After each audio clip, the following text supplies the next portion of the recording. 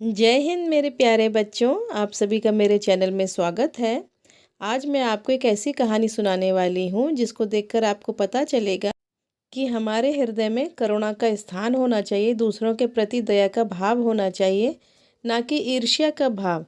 यदि हम ईर्ष्या का भाव रखते हैं या घमंड का भाव रखते हैं तो हमारे साथ क्या हो सकता है, इस कहानी में हम यही देखने वाले हैं।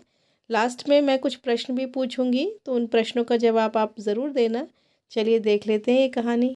आपको ये कहानी एनसीईआरटी की बुक है क्लास 2 की, उसमें भी मिल जाएगी। बच्चों, इस कहानी का नाम है एक की दो की। दो बहनें थीं, एक का नाम था एक की सवाली और दूसरी का नाम था दोन की सवाली। दोनों बहनें अपनी अम्मा और बाबा के साथ एक छोटे से घर में रहती थीं। एक के सवाली का एक ही बाल था, इसलिए सब उसे एक की बुलाते थे। दोन के सवाली बड़ी घमंडी थी, उसके दो बाल थे, इसलिए उसे सब दो की बुलाते थे। अम्मा सोचती थी कि दोग की जैसी सुंदर लड़की तो दुनिया में है ही नहीं, और बाबा, उनको सोचने की फुर्सत ही कहाँ, काम में जो उलझे रहते थे।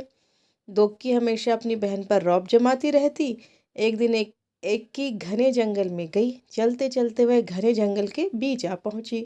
चारों तरफ सन्नाटा था। अचानक उसने एक आवाज़ सुनी, पानी, मुझे प्यास लगी है, कोई पानी पिला दो। एक की रुकी। उसने चारों तरफ घूम कर देखा, वहां तो कोई नहीं था। फिर उसने देखा सूखी मुरझाई हुई मेहंदी की एक झाड़ी, जिसके पत्ते सरसरा रहे थे।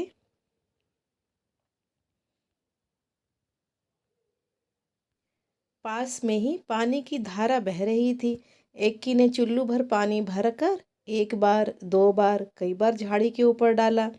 मेहंदी की झाड़ी बोली, धन्यवाद एक की, मैं तुम्हारी ये मदद हमेशा याद रखूंगी। एक की आगे बढ़ गई। फिर अचानक सन्नाटे में उसे एक आवाज़ सुनाई दी, मुझे भूख लगी है, मुझे कोई खाना खिला दो। इक्की ने देखा एक मरियल सी गाय पेड़ से बंधी थी। इक्की ने घास फूस इकट्ठी की और गाय को खिला दी। उसके बाद उसने गाय के गले में बंधी रस्सी को खोल दिया। इस तरह। धन्यवाद एक की, मैं तुम्हारी ये मदद हमेशा याद रखूंगी, गाय ने कहा। एक की अब चलते चलते थक गई थी। उसे गर्मी भी लग रही थी। उसे समझ नहीं आ रहा था कि अब वह क्या करे और कहाँ जाए। तभी उसे दूर एक झोपड़ी दिखाई दी। एक की दौड़कर झोपड़ी तक गई और आवाज़ लगाई, कोई है? एक बूढ़ी अम्मा ने दरवाज़ा खोला। बूढ़ी अम्मा ने कहा, आहा, आ गई मेरी बच्ची, मैं तुम्हारी ही राह देख रही थी, आओ अंदर आ जाओ। एक की हैरान हो गई, चुपचाप झोपड़ी में अंदर आ गई। झोपड़ी में आकर उसे बहुत अच्छा लगा। बूढ़ी अम्मा ने कहा, आओ बेटी, तुम्हारे लिए नहाने का पानी तैयार है। पहले अच्छी तरह से तेल लगाओ और उसके बाद नहा लो, फिर हम खाना खाएंगे। एकी ने शर्माते हुए कहा, नहीं नहीं। अम्मा ने पुचकार कर कहा, अरे नहीं क्या, जैसा मैं कहती हूँ वैसा करो। एकी ने बूढ़ी अम्मा की बात मान ली। फिर पता है आपको क्या हुआ? इक्की ने जैसे ही अपने सिर से तौलिया हटाया तो उसने पाया कि उसके सिर पर एक नहीं परंतु बहुत सारे बाल थे।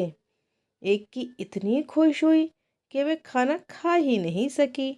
बस बार बार वह बूढ़ी अम्मा का धन्यवाद ही करती रही।